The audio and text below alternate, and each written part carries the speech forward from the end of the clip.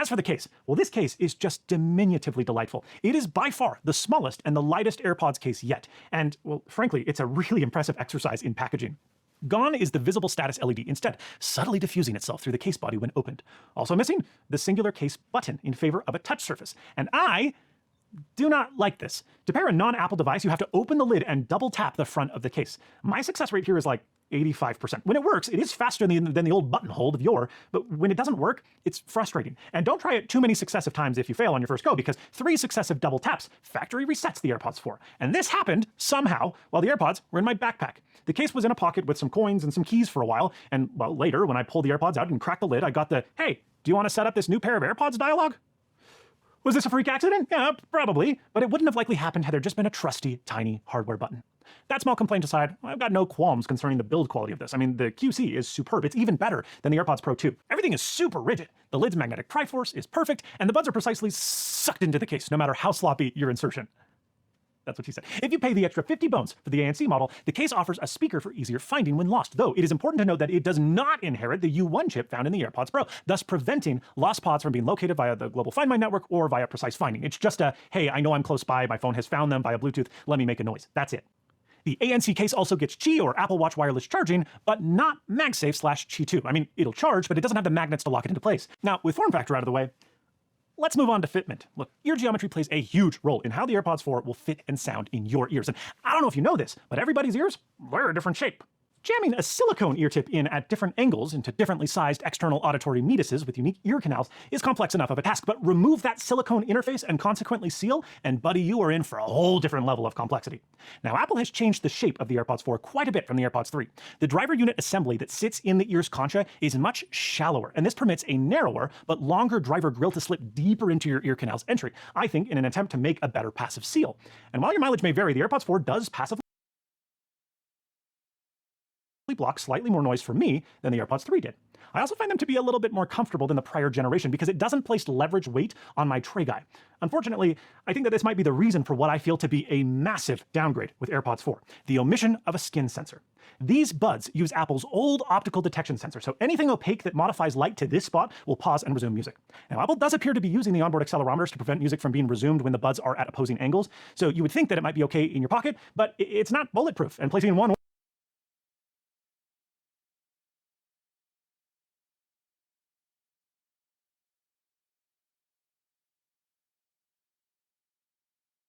or both earbuds in my pocket will often resume music unexpectedly. This feels like 2017 all over again. It was a solved problem. The outgoing AirPods 3 had a sensor that only responded to capacitive skin.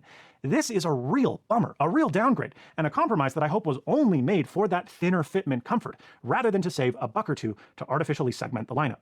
But one thing I do know that was done to artificially segment the lineup, the lack of the volume control touch surface that you find on AirPods Pro 2. You cannot adjust the volume on AirPods 4 without using Siri or your phone's volume buttons. And pardon my French, but that is this is a basic quality of life feature that is found in most true wireless earbuds in 2024 at any price, in part due to Apple's incredibly slick implementation on AirPods Pro 2 that everybody else has copied. But even though you're spending the same price as someone may spend on AirPods Pro 2, well, you don't get that basic feature on AirPods 4. Whatever bean counter decided to cut that on these buds, screw you.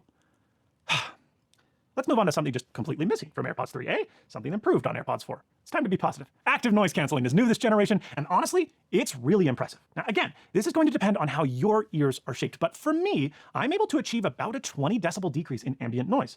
While unprecedentedly good for an open air bud, most people would find the ANC on here to be middling if compared to a sealed bud like the AirPods Pro. Persistent mid and high frequency noises like airplane engines, refrigerator compressors, HVAC systems, and more, those are all handled excellently by the AirPods 4 active noise canceling. But inconsistent noise like people talking or traffic, typing, strangely faucets when doing the dishes, and well, any low noise frequency like a semi-truck engine, that's all going to make its way into your ear canal as if you basically had no noise canceling at all. I'd say that AirPods 4 cancel 55 to 65% as well as the AirPods Pro 2. And that may not seem like it, but it's actually really high praise considering that ANC is excellent on AirPods Pro 2 and benefits from really good passive canceling to begin with. Because again, you've got effectively an earplug. These buds don't have that. When ANC works, it works exceptionally well, and Apple really should be proud. With that said, I think I'd be remiss if I didn't mention some undesirable side effects of ANC on AirPods 4, some issues that I haven't seen any other reviewer mention. Number one, I found these buds to have a more aggressive pressure effect than basically any ANC earbud that I've tried. You know, that feeling that you need to like, open your jaw and pop your ears, yeah, that's really prevalent on these because, well, there's less passive cancellation as compared to a sealed earbud, which is effectively an earplug. And so the AirPods 4 needs to work a lot harder to achieve the intended cancellation effect. And I think people that have been historically sensitive to ANC will find these to have more aggressive side effects and resulting headaches compared to sealed buds, not less, like you might think. And number two, because of the heavy lifting that the ANC system has to do, there is very noticeably loud noise floor hiss at basically all times. This is a common characteristic of cheaper and or older ANC implementations and will be disappointing for someone used to, say, the AirPods Pro 2 or Sony XM5s. Now, the last oddity I need to mention is transparency mode, which isn't great on these. I feel like it has a weird tunneling or reverb effect. It's kind of like when you have a microphone and you're speaking through it, but you can also hear yourself through the loudspeakers just a couple milliseconds behind. I'm guessing that that effect is likely due to the amount of ambient noise that can just filter right through the earbuds because, again, they're not sealed. So you hear the real world, and then you hear the world digitally created through transparency mode just a few milliseconds later, which gives this eerie, like, Hall effect. Now, not everybody will be susceptible to this. My wife didn't notice, but I was, and it bothered me. So instead of toggling between ANC and transparency, well, I just toggled between off and ANC.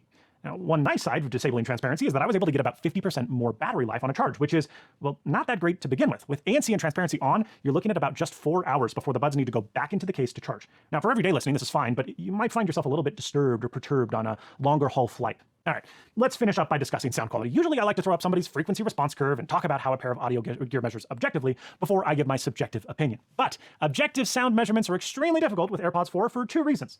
Number one, measurements vary widely based on how the pod is sealed to the testing interface. And because not all ears are the same, not all ears will replicate a frequency response chart. I mean, I feel like I'm beating a dead horse here, but it bears repeating. And number two, well, AirPods 4 use adaptive EQ. This is an H2 chip exclusive feature that uses microphones inside your ear canal to adjust phase, delay, and frequency based on your particular ear's geometry and, well, how the buds are inserted. Basically, it's impossible to point to any chart and say with declarative authority, well, the AirPods 4 sound like that. So I'm not going to, and will instead tell you how I feel they subjectively perform as compared to the outgoing AirPods 3 and flagship AirPods Pro 2. Compared to the AirPods 3, which I always felt sounded, well, pretty mediocre, I think that the AirPods 4 are largely an improvement with one fairly major exception we'll get to in a minute.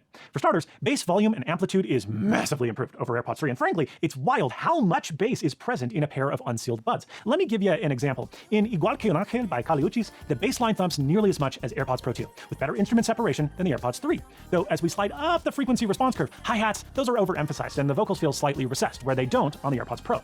Moving on to Continuum 2 by Nollis and Efro's new Endless album, we find that mids are audible and more laid back with better separation than AirPods 3, where the harp kind of struggles to force its way through over the ride cymbal and saxophone. Now on AirPods 4, not only does the harp poke through nicely, but the snare rim click comes through even better than on the AirPods Pro 2. And this is because there is a massive boost above about 4 kilohertz on the AirPods 4 that in this instance actually resolves quite nicely, but it often, in my opinion, doesn't resolve quite nicely. An area where this treble is so prominent, with separation so poor that the AirPods 4 just fall apart into a disgusting sibilant mess, is King Gizzard and the